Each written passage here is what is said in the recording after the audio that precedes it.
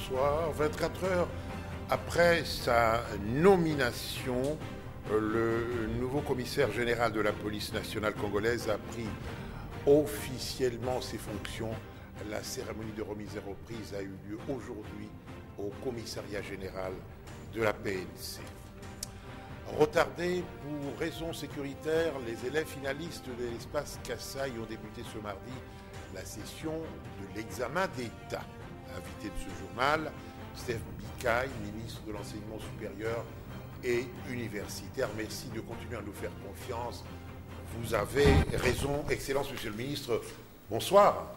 Bonsoir. Ça fait longtemps que nous ne sommes pas retrouvés sur un plateau et pourtant nous sommes des connaissances d'antan depuis que vous étiez aux affaires en tant que syndicaliste du temps du maréchal Mobutu jusqu'à aujourd'hui. Je suis content de vous revoir sur ce plateau. Je vous retrouve dans un petit instant. Merci.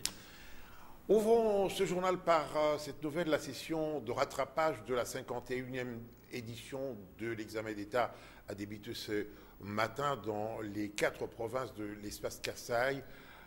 Comme vous le savez, la session a été retardée dans cette partie du pays pour raison d'insécurité, seront les autorités. Les conditions sécuritaires sont réunies pour le bon déroulement des épreuves.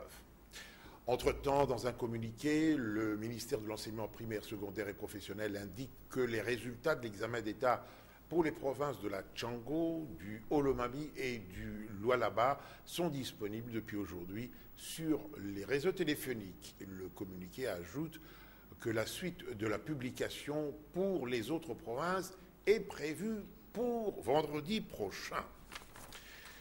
Le chef de l'État a procédé à de nouvelles nominations au sein de l'armée et de la police nationale.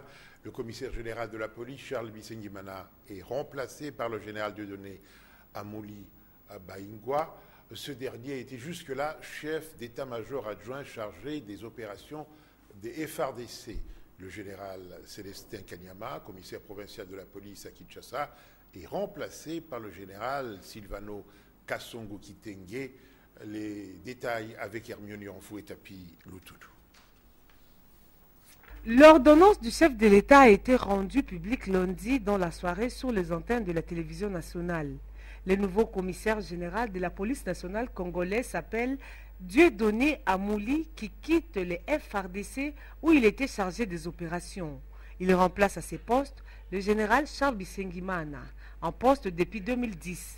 Dieudonné Amouli aura 2 adjoints, Mouchi Diaf Patience, chargé de l'administration, et Bengama Célestin, en charge de l'appui et de la gestion.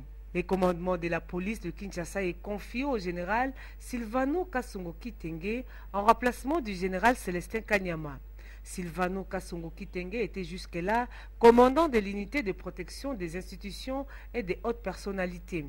Le général Célestin Kanyama prend la tête de la direction générale des écoles et formations. Alors qu'il était jusque-là l'un des adjoints du chef de la police à Kinshasa, Palanga Nawej Elvis est nommé à la tête de la Légion nationale d'intervention. Le chef de l'État a également permuté ou nommé des commandements de police au niveau des provinces de la RDC, notamment dans des provinces du Nord Kivu, Sud Kivu et Ituri. Plusieurs autres officiers sont admis en retraite. L'inspecteur général de la police, général Jean-Dédié Oleko, est envoyé en retraite. Il est remplacé à la tête de l'inspection générale par le commissaire divisionnaire Charles Raus. Ce changement concerne aussi l'armée. Le général de brigade Bonane Bourori, lui, est nommé commandant adjoint en charge des opérations et des renseignements de la 13e région militaire. Le colonel Boswane Molo Magabi, commandant second, chargé des opérations et des renseignements du secteur opérationnel du Grand Kassai. Le Hermione Anfou souhaite au colonel Kasongo beaucoup de bonnes choses. Sans doute qu'il sera nommé général, mais entre-temps, à ma connaissance, il est encore colonel, à moins que je me trompe. Et aussitôt nommé, le nouveau commissaire général de la police nationale congolaise n'a pris officiellement donc ses fonctions. C'était cet après-midi au cours de la cérémonie de remise de reprise. Le nouveau commissaire général place son mandat sous le signe du mariage entre la police et la population. Le général Amouli Baingwa est au micro d'Hermione Anfou et Eric Ndongala. je m'étais déjà imprégné du dossier de la police nationale congolaise. Il y a beaucoup de choses à faire, mais lui-même l'a déjà beaucoup fait aussi. Donc c'est la continuité. C'est-à-dire que c'est quelque chose que je connaissais déjà puisqu'on était tout le temps en contact avec le commissaire général sortant. Donc c'est la continuité en fait. Les missions qui me sont consignées, c'est les missions habituelles de la police, sécuriser la population, aider leurs biens, pour qu'il n'y ait pas de problème. D'abord pour le moment, je pense que les missions particulières, c'est essayer de remonter le niveau de la police. Je vous dis tantôt qu'il y a des défis à relever.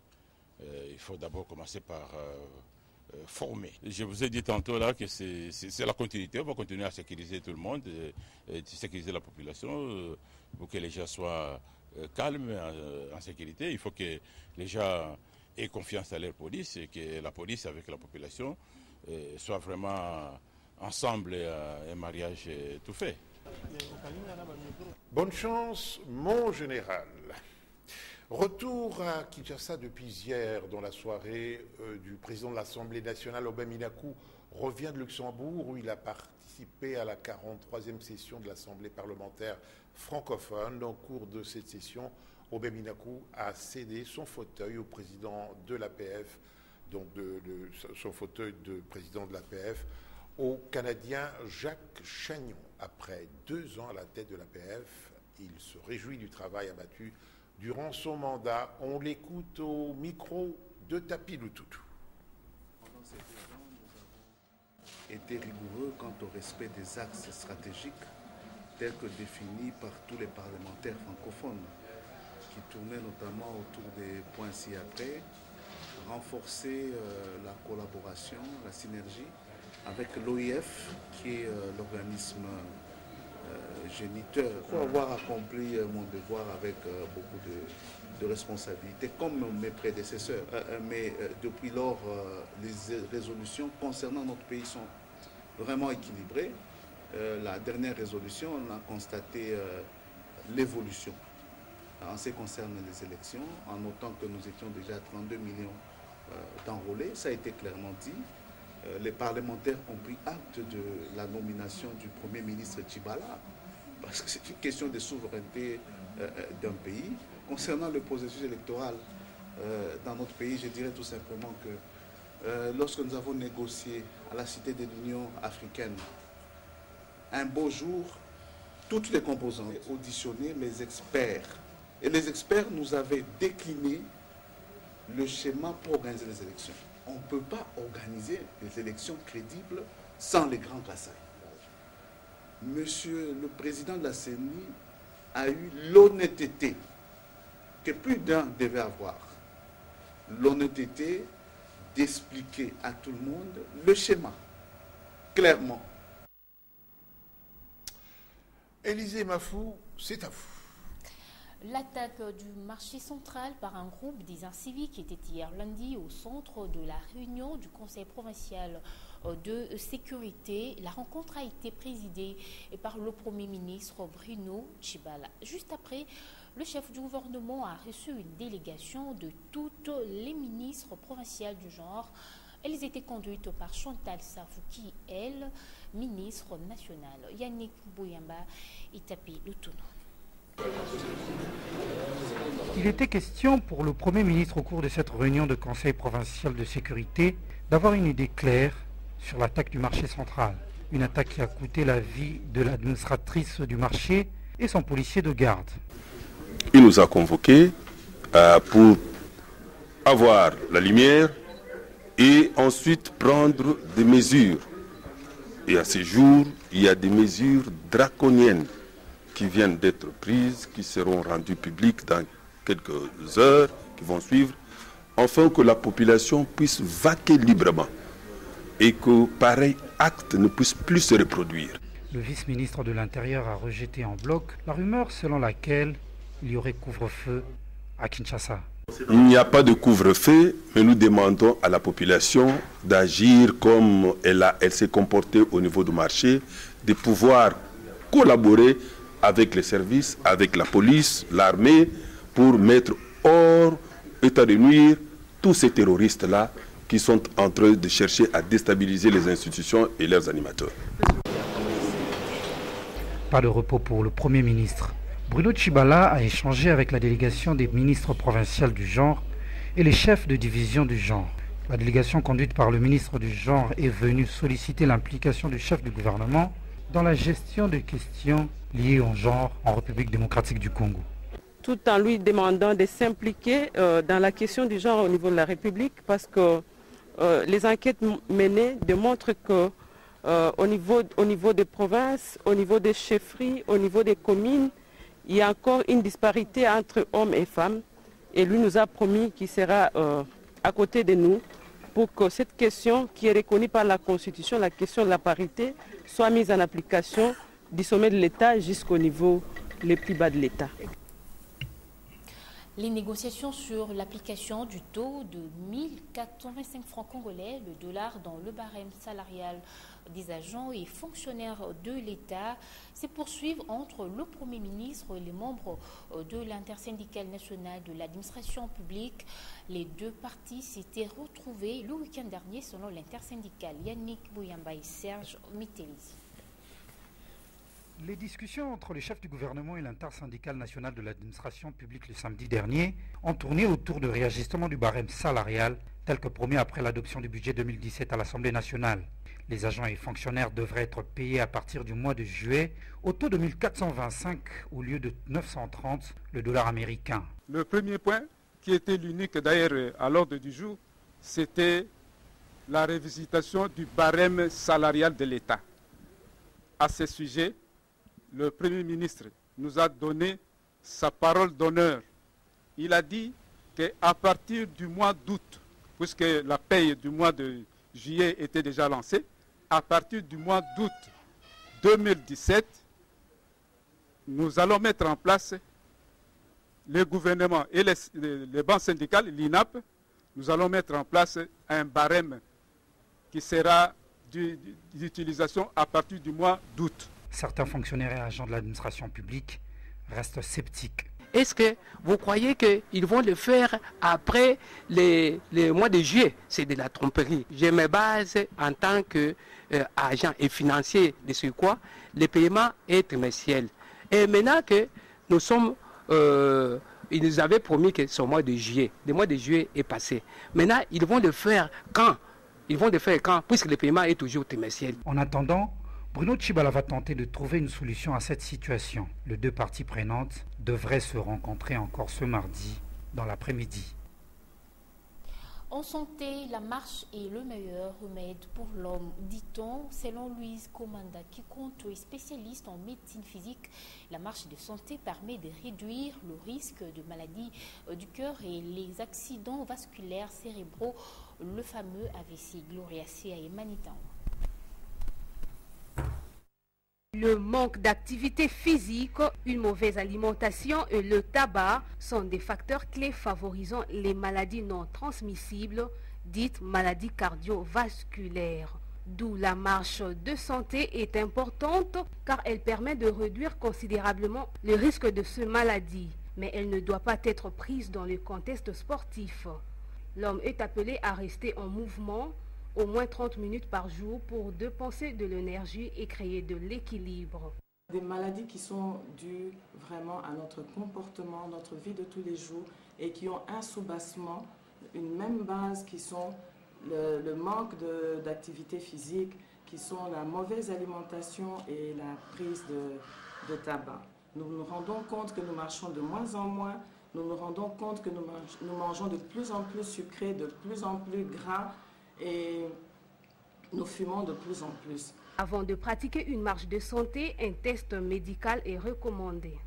On devrait tous, avant de marcher, surtout au-delà d'un certain âge, au-delà de 40 ans, on doit absolument faire un test avant de commencer à marcher. Il existe-t-il un endroit approprié pour faire la marche de santé? La spécialiste en médecine physique répond. Voilà, il n'y a pas d'endroit approprié pour pratiquer la marche. On peut marcher partout. En salle de gym, vous pouvez marcher sur un tapis roulant. On peut marcher en salle et on peut marcher en plein air. On peut faire des marches d'escalier, monter et descendre les escaliers. Mais le tout, c'est de se dire que je marche, mais que l'endroit soit bien aéré parce qu'on a besoin d'une bonne oxygénation pour marcher. Une bonne marche de santé ne consiste pas à créer un engouement, mais un exercice au quotidien est recommandé pour rester en bonne santé. Eh bien, Madame Komanda, je commence à marcher à partir de demain, en dehors de mon sport favori, qui est le tennis. Gloria Nseya, vous avez fait ce reportage. Maintenant, avec vous, nous allons faire un peu de sport, football d'abord. C'est à vous. En sport, véritablement une vraie finale que cette affiche entre le TP Mazembe et l'AS V-Club ce mercredi au stade de Corbeau-Louchois dans le cadre de la 14e et dernière journée des playoffs du championnat national. C'est le match de leader entre les Corbeaux, 30 points, et V-Club, même cote. Le vainqueur de ce classico national sera champion, mais un nul profitera au Baliangwena en raison de leur goal différence. Paul Kazozo. V-Club contre Mazembe, 1-0, but de Tekama sur penalty dans ces images. Les tout derniers chocs entre ces deux géants du football national au stade de Martyr. À l'inversion de cette affiche, Mazembe V-Club au chaudron de la commune de Kamalondo, le jardin béni des Corbeaux-Louchois, entre les deux prétendants à la couronne royale congolaise, tous deux crédités chacun de 30 points en 13 sorties, en équilibre de 9 victoires, 3 nuls et une défaite. À Mazembe, le premier rang pour son goal différence de plus 18 contre plus 15 avec Club. Une victoire sera un peu plus déterminante pour le sacre de l'un ou de l'autre. Ainsi dit, Mazembe est à la quête de sa 11e étoile pour succéder à lui-même. C'est la part du Lion et V-Club pour sa 4e couronne du menu fretin.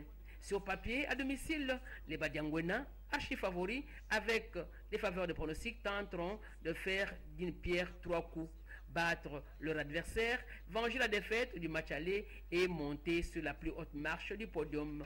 Au Dauphin Noir, l'option idéale, un vrai hold-up synonyme d'une victoire pour tout déjouer. Une mission quasiment difficile, d'autant plus que jamais les Verts Noirs n'ont réussi ce pari au temple de Corbeau-Louchois.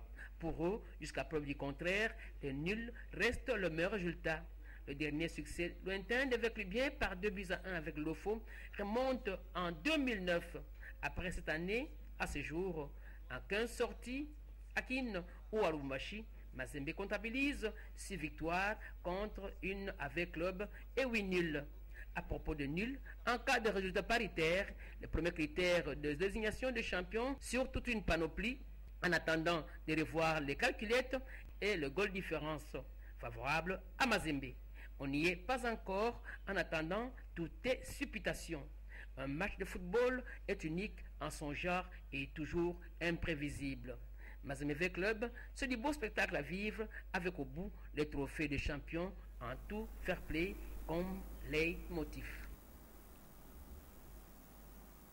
Et naturellement, les supporters de deux clubs ne jurent que par la victoire de leurs clubs respectifs, même si à l'unanimité, ils reconnaissent que ça sera un match très difficile. Ils l'ont dit à Paul Kazozo et Marie Koyalodi et Eric Ndongala. Pour les sportifs congolais de tous bords, un match indécis et difficile à pronostiquer que ce grand derby, le tout dernier de play-off. Difficile ou pas, pour le sympathisant de Mazembe, les trophées de champion va garnir la vitrine de Corbeau-Louchois. Il faut signaler que je suis fan du tout-puissant Mazembe, mais je ne saurais pas pronostiquer parce que ce n'est pas un match facile, puisque déjà le tout-puissant Mazembe est en avantage. Il suffisait seulement pour elle, comme une équipe, de chercher un match nul ou de gagner l'AS Vita Club. Ce n'est pas impossible, mais c'est un peu difficile. Dans le Chaudhome de Kamalondo, ce stade n'est pas tellement un stade chanceux pour l'AS Vita Club, mais que le meilleur gagne. Tel est l'avis de Badiangwena, mais pas celui de Moscovite qui croit Modricus à une belle partition de Dauphin Noir. Et moi, en tant que véclubien, je ne peux que pronostiquer en faveur de Vita Club. Je pense que Vita Club va l'emporter. Déjà que Vita et Mazembe sont les deux clubs, parmi les clubs en tout cas les plus titrés de la République démocratique du Congo. Bien évidemment, je pense que Vita a toutes les chances pour être couronné. Mazembe V-Club, un grand match, mais en tout fair play. Donc, ce que je dirais en un mot, que le meilleur gagne, parce que vous savez, dans un match de football, nous avons toujours 3 probabilités. Ce ne sont que de souhaits et c'est de bonnes guerres. Chacun a dit ce qu'il peut, mais le dernier mot au dernier coup de sifflet. De la phase de play-off, on va aller... En prévision du match des éliminatoires du championnat d'Afrique des Nations 2018 entre la République du Congo et la RDC, le sélectionneur principal a rendu public une liste de 25 présélectionnés pour un stage à Rabat au Maroc à partir du 21 juillet prochain avant les déplacements de Brazzaville. Le week-end du 11, 12 et 13 août prochain, c'était au cours d'un point de presse tenu ce mardi au siège de la FECOFA. Paul Kazozo.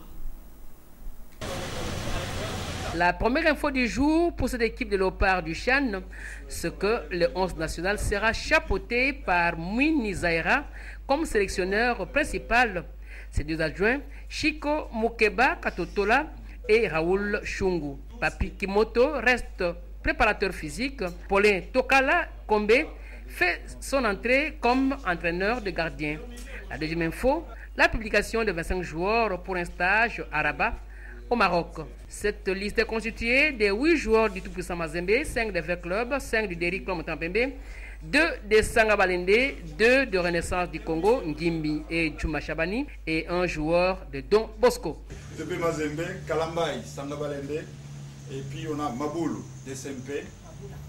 Ensuite, défenseur, on a Isama, TP Mazembe, Mukoko Amale, DSMP, Ngonda, Vita Club, Ngimbi, Renaissance, Bangala, Vita Club, on a Mondeko, TP Mazembe, Bopunga, Vita Club, Kayembe, DSMP, milieu de terrain. Donc on a Miché Mika, donc TP Mazembe, Doxa, Djikadji, DSMP, Poutou Trésor, TP Mazembe, Mazeviko, Don Bosco. Ensuite, on a Djouma, Renaissance. Donc, on a Deokanda, TP Mazembe, Muzungu, Vita Club, Kazadi, DSMP, Makuso, Jean-Marc, DSMP, Malongo, Ben, TP Mazembe, Meshak Elia, TP Mazembe, Vini, DSMP. Ensuite, on a Mande, Sangabalende, 25, c'est Mundamba, qui est de Vita Club. Excellence, Monsieur le Ministre, bonsoir. Bonsoir. Merci vraiment d'avoir répondu à notre invitation. C'est rare que ces phrases viennent de moi. Après enquête, on dit que vous êtes un homme d'action. À l'ONATRA, vous avez laissé vos marques. Et puis, au Parlement, les anciens députés ne parlent que du bien de vous parce que vous avez travaillé tout seul en leur faveur. Je ne dirai pas en quelle matière. Maintenant que vous êtes ministre de l'enseignement supérieur et universitaire, qu'est-ce que vous promettez de faire, de laisser comme trace à cette université au moment où les caisses de l'État ne sont pas pleines, bien au contraire, et au moment également où l'on dit que l'enseignement est au plus bas, d'une manière générale? Je vais commencer par dire merci pour les compliments que vous venez de me faire. C'est rare de ma part. Merci beaucoup. Qu'est-ce que je vais laisser comme trace à l'issue? J'ai un plan d'action qui se résume à une phrase. Se faire de nos universités des établissements compétitifs sur le plan africain, faire figurer quelques universités congolaises dans le top 100 des universités africaines, parce qu'aujourd'hui, on n'est pas à sa 50e place. Alors, cela implique qu'il y a beaucoup de choses. Quand je suis arrivé, j'ai fait d'abord l'état des lieux. J'ai trouvé, après ma tournée, qu'il y a des auditoires qui sont vraiment surpeuplés, vraiment engorgés. J'ai constaté qu'il n'y a pas de bibliothèque du tout. On ne peut pas concevoir une université sans bibliothèque. Parce que ce qu'on appelle bibliothèque, j'ai trouvé essentiellement des travaux de fin d'études des étudiants. J'ai fait aussi un constat que nous avons trop peu de professeurs. On en a environ 2000 pour environ 700 000 étudiants. Quand on fait des ratios, c'est 350 étudiants pour un professeur. Alors qu'ailleurs, c'est 20 étudiants pour un professeur. Ce qui fait qu'on ne peut pas donner comme ça une formation de qualité. Bon, il y a aussi qu'on ne sait même pas maîtriser très bien le nombre des étudiants que nous avons. Donc, ça fait que il y a à côté aussi des établissements pour rire. Aujourd'hui, au Congo, il y a des universités, quand vous y entrez, vous savez qu'elles sont moins qu'une école primaire. Tout ça, ce sont des choses qui font notre enseignement aujourd'hui est au rabais. Alors, j'ai commencé à chercher comment trouver des solutions pour rendre viables nos établissements. La première des choses, j'ai pensé à la construction de nouveaux auditoires. Et bien sûr, comme vous dites, l'État n'a pas assez de moyens. Je n'ai pas voulu aller demander au gouvernement qui a trop de problèmes de sortir l'argent pour construire des établissements. J'ai tout simplement vu que dans les frais académiques, il y a une quotité qui est réservée à l'effort de construction, qui souvent été détournée par certains chefs d'établissement. Avec ça, je me suis dit que je peux construire. Mais ce n'est pas suffisant. Il fallait chercher des partenaires qui pourraient nous aider à construire et nous allons rembourser PTP. C'est ce que j'ai commencé d'ailleurs. J'ai commencé même si quelque part il y a un combat contre ce projet par certaines personnes. Alors, un combat pourquoi? Parce qu'ils estiment que cet argent... Non, vous commencez à construire, on vous dit ne construisez pas, arrêtez.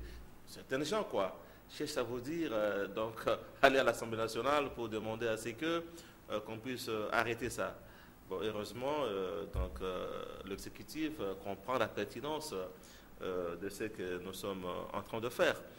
Et par rapport au manque de bibliothèques, j'ai trouvé que ce n'est pas possible de pouvoir importer aujourd'hui des tonnes et des tonnes de livres. Ça coûterait très cher. Il faut vraiment le faire sur 5 ans, sur 10 ans. Mais entre-temps, nous, on n'est pas là pour faire 5 ans. On est là pour faire une année peut-être, aller aux élections. Alors, j'ai pensé qu'il fallait trouver une formule. J'ai commencé par rendre la carte d'étudiant, une carte multiservice, une carte biométrique qui va leur permettre notamment d'accéder à des millions de livres en ligne, c'est-à-dire des bibliothèques numériques. Donc, ils vont se faire 30 millions de livres en ligne. Parce qu'on donne la carte aux étudiants, laquelle carte combat aussi les faux documents. Parce qu'aujourd'hui, il y a des faux diplômes, des faux relevés des cotes. Mais avec la carte biométrique que nous donnons aux étudiants, plus question de se promener avec des enveloppes kaki, avec des diplômes, avec des fardes. Non, la seule carte suffit. Même si vous allez demander l'emploi à Paris, à Washington ou à Lubumbashi, il suffit de prendre cette carte parce qu'on télécharge un logiciel dans le site de mon ministère et vous mettez votre carte derrière le téléphone. On peut lire tous les parcours, tous les cursus de l'étudiant. S'il avait échoué l'année passée, eh bien, il ne sait pas que c'est déjà actualisé dans notre serveur. Dès qu'on met la carte, on va lui dire, monsieur, tu as été à l'UPN, tu as échoué, tu ne peux pas entrer ici. Donc, et ça me permet de connaître combien d'étudiants. Parce qu'il y a les chefs d'établissement il a 30 000 étudiants, il vous dit il en a 22, il en a 20. Voilà pourquoi le processus n'est pas tellement apprécié par certains chefs d'établissement. Alors, quand nous aurons résolu le problème des effectifs, le problème des bibliothèques, le problème de la relève académique, comment le résoudre? Parce qu'ici, nous avons, comme j'ai dit, 300 étudiants pour un professeur. C'est pas possible, c'est trop. Alors, qu'est-ce que j'ai fait? Je commence par faire recenser tout ce qu'il y a comme doctorants, les chefs de travaux, ceux qui font le DA, parce qu'ils n'ont pas assez de moyens pour pouvoir mener leurs recherches et pour défendre. Alors, je cherche à obtenir pour eux des crédits exemple 3 000, 4 000 $ à chacun pour l'aider à accélérer, n'est-ce pas, ses recherches, à défendre la thèse et devenir professeur associé. Parce que je voudrais que dans 5 ans, par exemple, dans 6 ans, dans 7 ans, qu'on puisse avoir au moins 20 000 professeurs. Et nous aurons en ce moment-là 35 étudiants pour un professeur. Monsieur Selbikaï, oui. Non mais vous êtes un bon politicien, vous faites rêver là. Non mais franchement, vous faites rêver les étudiants, mais en si peu de temps, est-ce que vous allez pouvoir réaliser tout ce que vous faites? Mais donnez-moi une année. Je dis bien que nous avons une année. C'est que moi j'ai dit, c'est ce qui est réalisable dans une année. Et dans une année, moi je me dis qu'on peut faire beaucoup de choses. Parce que je ne vais pas demander l'argent de la caisse de l'État. Comme j'ai dit à quelqu'un, l'argent, ce n'est pas la banque, c'est dans la tête. Et avec la tête, on peut y parvenir. Il n'y a pas que ça. Vous voyez dans quelles conditions nos étudiants, nous quand on était étudiants, ou quand vous étiez étudiants, il y avait des bus. Avec nous, il y avait les Thompson. Pourquoi doit-on... Comment vous allez faire? Bon, j'arrive sur ça. Oui. Pourquoi doit-on reculer? Notre pays doit avancer. Pourquoi nous, les papas, les mamans, avions des bus et que nos enfants n'aient pas de bus? Au contraire, qu'est-ce que vous ils auraient pu avoir les meilleurs bus que nous parce que le monde évolue. Alors, qu'est-ce que je fais? Déjà, à partir de l'année prochaine, ce sera possible qu'on ait des bus pour étudiants. Ce n'est pas que je vais demander au gouvernement d'acheter des bus pour les étudiants, mais que non, ça c'est impossible. Eh bien, toujours dans le cadre du partenariat public-privé, je dois négocier avec des partenaires qui vont mettre en place une entreprise de transport seulement pour étudiants, éventuellement aussi avec des enseignants et le personnel de mon ministère. OK? Ils vont s'abonner, les étudiants vont s'abonner, tous les étudiants, publics et privés, ils vont s'abonner à un bon coût. Il y aura des bus sur des trajets bien connus. Partout, il y a des universités et instituts supérieurs, à des heures bien précises. Et ça va très bien marcher. Mais il n'y a pas que ça. Et le professeur, certains ont eu quelques véhicules, bien sûr, mais pas tous. Mais un professeur qui n'a pas de logis, qui fait 30 à 100 logis, moi je pense qu'il y a moyen de lui permettre d'avoir une habitation. Et là encore, toujours dans cette magie de ces partenariats, vous allez voir que pas trop longtemps que on commence. J'ai contacté mon collègue des affaires foncières, on a trouvé un site. Dès qu'on a un site, vous verrez que le projet va s'exécuter, on va construire pour les profs qui devront rembourser sur 10-15 ans. C'est comme le cas du personnel scientifique, les doctorants à qui on voudrait donner des crédits. Donc, ils vont rembourser sur 5 ans peut-être. Ils ne vont rien sentir. Mais avec ça, au moins, M. Kibambi, on aura laissé des marques.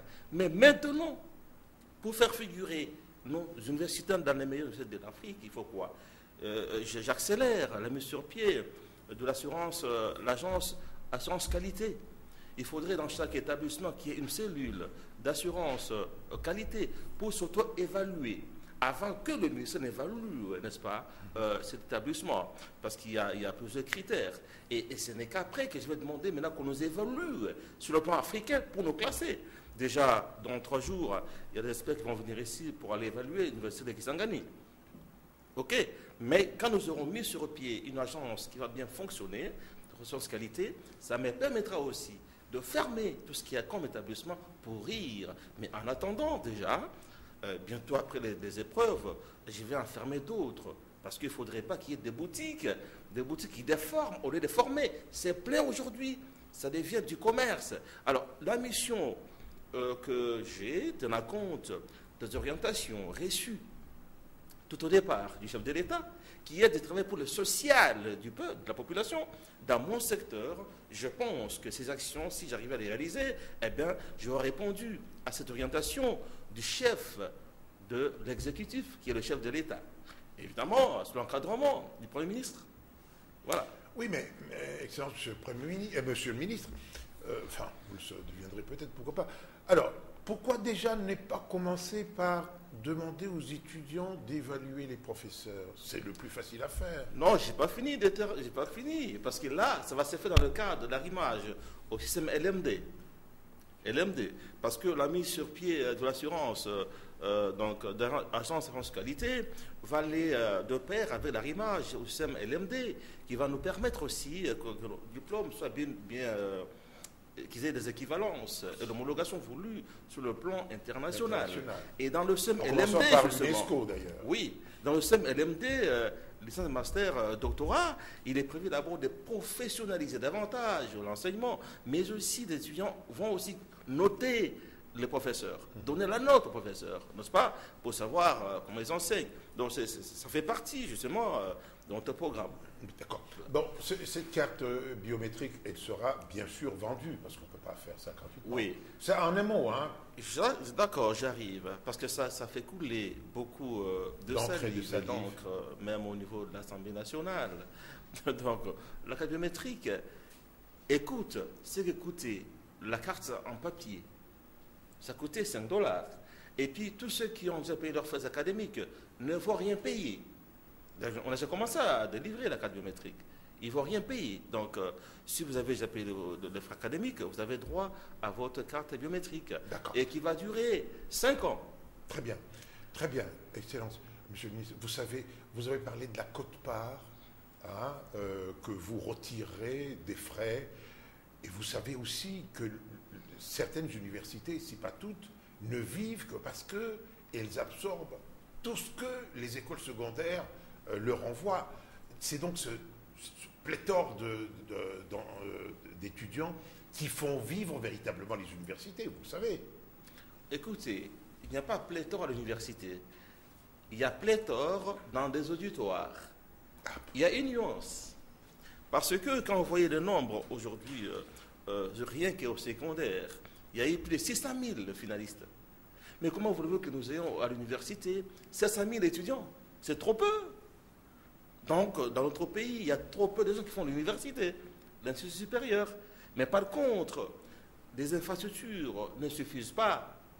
Il n'y a pas pléthore, mais il y a insuffisance d'infrastructures dans certaines universités. L'université de Kinshasa, par exemple, depuis 50-56, eh bien, même infrastructure. Elle a été conçue pour 6 facultés. Il y en a 12 aujourd'hui. Était construite pour 4 500 étudiants. Il y en a environ 30 000 aujourd'hui. Officiellement, on dit qu'il y en a 20 000. Vous voyez? Donc, j'ai trouvé qu'il y a un bâtiment en construction depuis 7 ans, qui ne se termine pas toujours pas. 6 auditoires. J'ai pris l'option de pouvoir le terminer dans peu de temps, mais construire aussi rapidement encore d'autres auditoires, 6 auditoires dans une année. Et c'est possible. Oui, c'est possible. Nous développerons ça au cours d'une grosse émission. Je me rends compte que vous avez beaucoup de choses à dire. C'est un programme trop vaste. Franchement, Monsieur le ministre, quelle est la priorité de tout ce programme qui est très vaste? Quelle est la priorité? Par quoi allez-vous avec tout ce que j'ai dit est prioritaire, dans la mesure où je vais aller avec ça concomitamment. Oh là. Ah bien sûr. Vous savez, tout est disponible. C'est parfois l'homme qui est paresseux, qui n'est pas imaginatif.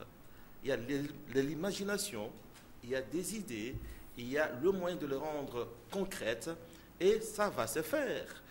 Je vous ai dit que nous aurons environ une année. Bon, il y aura élection, bientôt il y aura élection, je crois en 2018. Peut-être qu'on aura une année. Et dans une année, on peut commencer beaucoup de choses. Ce n'est pas question de les terminer toutes. Il faut commencer. Et après, ceux qui viendront pourraient continuer. Il faut qu'il y ait un plan d'action bien élaboré. Parce que si je commence, celui qui va me remplacer ne va rien apporter de neuf. Il aura à continuer avec ce qu'on aura commencé. Et c'est comme ça que le pays se gère, dans la continuité. Vous commencez, même s'il faut faire 2 semaines, 1 mois, 6 mois, une année, il faut laisser sa marque, des traces. La faiblesse de votre argumentation, est-ce que vous n'avez pas répondu à ma question? Oui. Si on vous laisse seulement 4 mois, vous commencez par quoi? On ne peut pas faire tout ça concomitamment, je le regrette. Je vous dis que la carte biométrique est en train d'être délivrée. Je vous dis que la construction, j'ai déjà commencé dans certains établissements. Les contrats doivent être signés. Parce qu'auparavant, je ne vais pas revenir sur les polémiques politiques entre nos politiciens. On peut se combattre, c'est normal. je vous dis que la relève académique, je suis en train de recenser le doctorant et négocier avec les partenaires qui peuvent financer. Je vous ai dit qu'en ce qui concerne le transport des étudiants, c'est aussi déjà en négociation pour qu'éventuellement ça commence l'année prochaine. Je vous ai dit qu'en ce qui concerne la construction des maisons, ça paraît un peu comme de l'utopie parce qu'on n'est pas habitué à ça. On est habitué à dire, à rester à tourner le pouce. Et quand vous travaillez, on vous combat. Chez nous, c'est comme ça. Qui sont ceux qui quand vous ne travaillez pas, comme ça, nous allons vous aider à les combattre. Monsieur Kibambi, si vous partez à votre bureau, vous ne faites rien, pas d'imagination, pas d'action, personne ne vous combat. Mais dès que vous commencez à imaginer des choses, à travailler, on vous combat. Et mais dénoncez-les. Pourquoi vous ne voulez pas les dénoncer? C'est que monsieur comprenne de quoi je vais parler. Je vais parler dans des polémiques sur un plateau de télévision. Ok. Bon, vous avez déjà commencé à aborder le problème politique, alors que moi, je voulais qu'on s'attarde un peu. Donc, les élections l'année prochaine, il semblerait que vous en ayez déjà parlé pendant que vous négociez les accords de la Saint-Sylvestre, l'accord de la Saint-Sylvestre. Il paraît que vous en aviez déjà parlé, mais que ce n'était pas le moment d'annoncer que les élections auront lieu l'année prochaine. Je ne suis pas trop à l'aise de parler d'abord technicité, science et puis politique. Parce que c'est vous qui m'y avez amené. Là, on vient de monde raisonnable, d'un monde objectif à un monde partisan. Parce que la politique, c'est un monde partisan.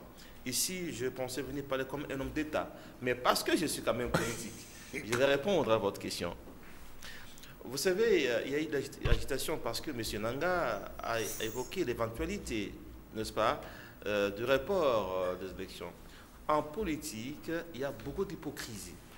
Parce que nous tous qui étions à la CENCO, en commençant par la cité de l'Union africaine, nous savions qu'il n'y aurait pas élection. D'abord, en 2016, on le savait, et en 2017, on le savait. Quand on a donné le calendrier qui voulait qu'il y ait élection en avril 2018, la CENI n'a pas été d'accord avec nous.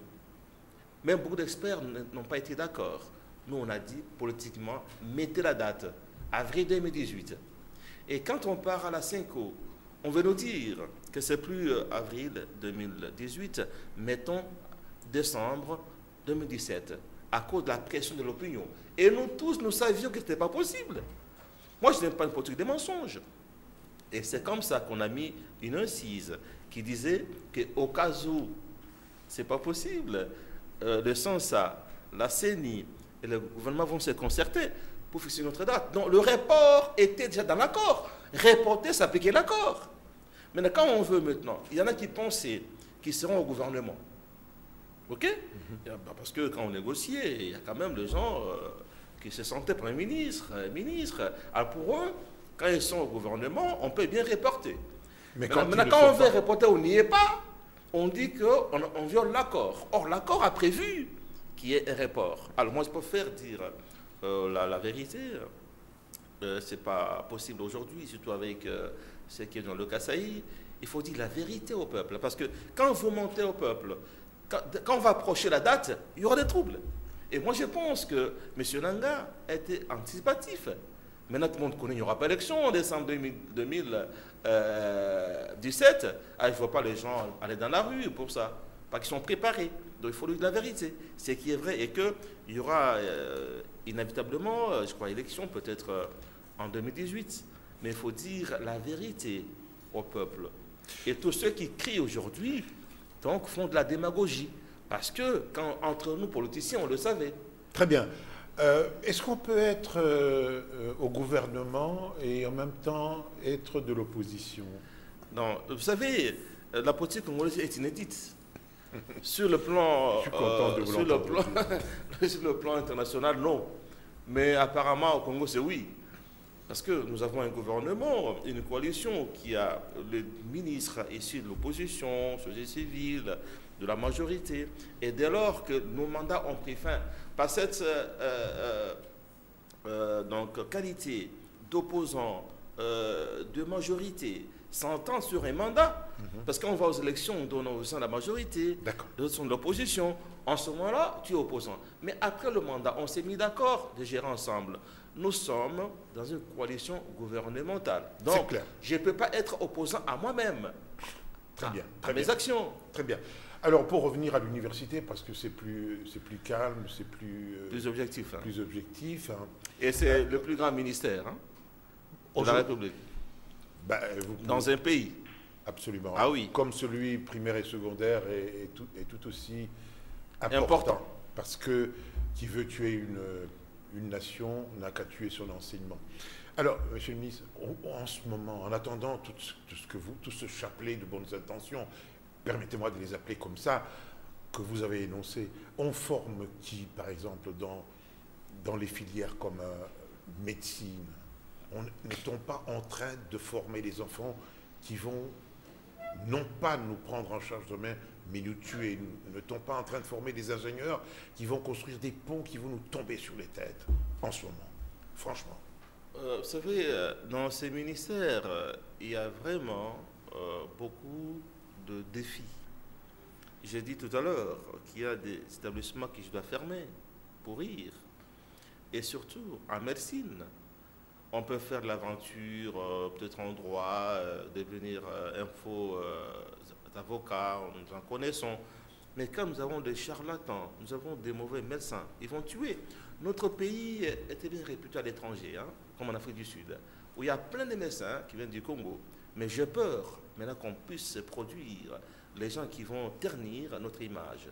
Parce qu'il y a beaucoup de privés qui ont créé des médecines qui sont devenues comme des ligablos. Oui, ce sont des boutiques, parce qu'ils ont beaucoup d'étudiants qui n'ont même pas de cliniques universitaires. Je viens de Lubumbashi, par exemple, dans une université, on me dit qu'il y a des médecins qu'on ne veut pas reconnaître par l'ordre des médecins.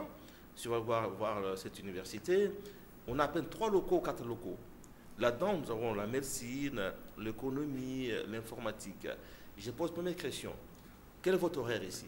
Nous partons de 8h à 18h. Mais vous faites comment? Avec 15 promotions, 5 locaux. Comment voulez-vous qu'un médecin qui a été formé à l'UNUKIN, à l'UNUKIS ou à l'INULU, qui commence à 8h, qui finit à 17h, et celui qui a fait 2 heures par jour, tous soient des médecins? Pas possible. Donc, on va faire un recensement pour les former toutes. Polytechnique, c'est pas facile d'investir pour la Polytechnique. Quand je suis allé à l'université de Lubumbashi, j'ai vu avec l'aide de la BAD, qu'est-ce qu'on a eu comme matériel. C'est pas facile d'avoir ça quand on est un privé. Mais il y a quelques exceptions. J'étais à Kindu, j'ai vu une université en construction qui m'inspire un peu confiance, bien qu'elle est privée, et je pense que là sera à la hauteur. Mais bref, je dirais que je vais commencer. D'ailleurs, dans une semaine, je commence à revisiter tout ce qu'il y a comme université à Kinshasa d'abord, et toutes celles qui ont la faculté de médecine, de sorte qu'avant la rentrée prochaine, tout ce qu'il y a comme boutique académique soit fermé. Excellence, je vais vous remercier, mais quel est le mot de la fin que vous auriez voulu prononcer? Le mot de la fin, pour moi, c'est d'abord de remercier le chef de l'État qui m'a confié un secteur aussi important pour un pays. Évidemment, ce n'est pas des ministères que tout le monde cherche. Vous savez où est-ce que les gens lorgnent quand on leur demande d'entrer au gouvernement. C'est vous qui le savez. Moi, je ne suis pas en cours. Parce que tout le monde le sait. Oui. Mais moi, je sais que le ministère qu'il m'a confié me permettrait quand même de faire voir ce dont on est capable. Et je promets de travailler avec toute loyauté. Parce qu'en tant qu'élu du gouvernement, je dois être loyal d'abord au chef de l'exécutif, qui est le chef de l'État. Je dois être loyal au Premier ministre, au gouvernement et à toute la population. Donc, voilà ce que je peux dire en dernier lieu, c'est de remercier les autorités qui m'ont placé là-bas et promettre à la population qu'on va faire un effort pour faire la différence entre faire la politique et gouverner. Très bien. Et maintenant, je gouverne, je dois me comporter en tant qu'un homme d'État, pas un démagogue. Merci beaucoup, Excellence, Monsieur le Ministre. nous attendons que vous commenciez à réaliser tout cela. Mais j'ai déjà commencé, monsieur Kibambi. Je vous invite alors. Nous attendons l'aboutissement de tout ce que vous avez commencé. Et j'espère qu'à ce moment-là, vous ne vous gênerez pas de venir à nouveau sur ce plateau pour nous confirmer que vous avez terminé. Parce que vous êtes un homme d'action, ce n'est pas moi qui l'ai dit, ce sont certains téléspectateurs. Et la prochaine fois, on ne parle pas politique, hein? Parce qu'en politique... Mais c'est vous qui m'y avez amené. Hein? Moi, je vous ai appelé pour qu'on parle du secteur qui nous intéresse tous, parce que la formation de nos enfants, la formation de l'élite de demain, c'est vraiment la puissance du Congo de demain. Et je vous félicite, hein, parce que je ne réponds plus aux invitations des journaux télévisés, hein, mais vous, en tant que doyen, hein, j'ai préféré vous honorer. Merci beaucoup de m'avoir honoré. De toute façon, on se connaît de longue date. Depuis l'ère du maréchal, vous n'alliez pas couper cette amitié parce que vous êtes devenu ministre. Je vous remercie franchement d'être venu à ce journal télévisé. C'est moi. Ce journal est donc terminé. Nous remercions ceux qui nous suivent à partir de Paris, de Londres, de Bruxelles, de Beijing. Je dis Paris d'abord parce que ma collaboratrice immédiate s'y trouve et qu'elle est en train de nous suivre avec plaisir. Bonsoir et à demain.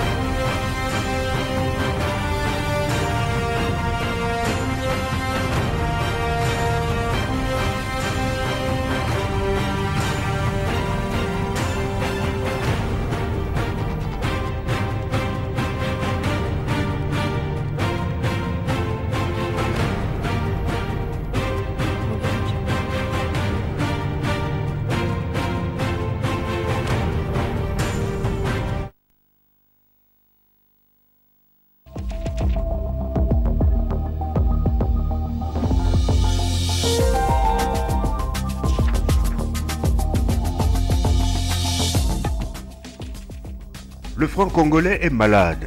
Très malade même, s'inquiète le phare. Ce qui explique les réunions marathon de plusieurs ministres face aux exploitants miniers à Lubumbashi. Il s'agit de les convaincre, à défaut de les contraindre, à rapatrier 40% des recettes de leurs exportations. Question de renflouer les coffres de la Banque centrale qui sonnent creux.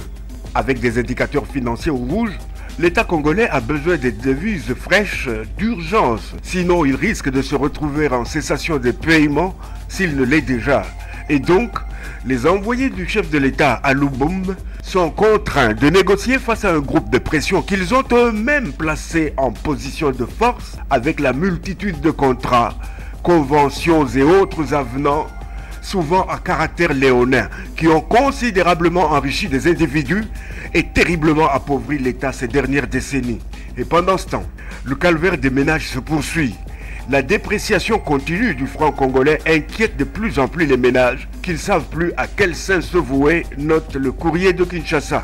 Un petit rappel, entre 2015 et 2016, le taux de change est passé de 945 à 1650 francs congolais, le dollar américain, soit une dépréciation de plus de 75%.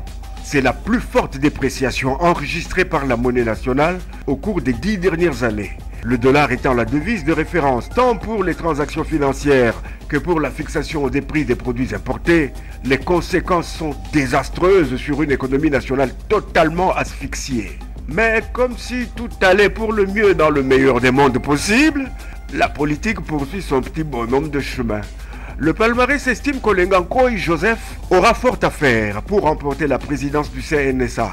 Si la procédure a été aisée pour Bruno Tshibala, casé à la primature, ce ne sera certainement pas le cas pour lui, connu pour son tempérament et ses sautes d'humeur.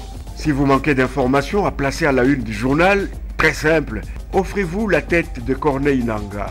La tempête des tropiques refuse de comprendre en effet que la CENI trouve les moyens d'organiser les élections des gouverneurs dans 11 provinces, pendant que l'opinion attend d'être fixée sur le scrutin majeur prévu au plus tard le 31 décembre, sur le papier du moins.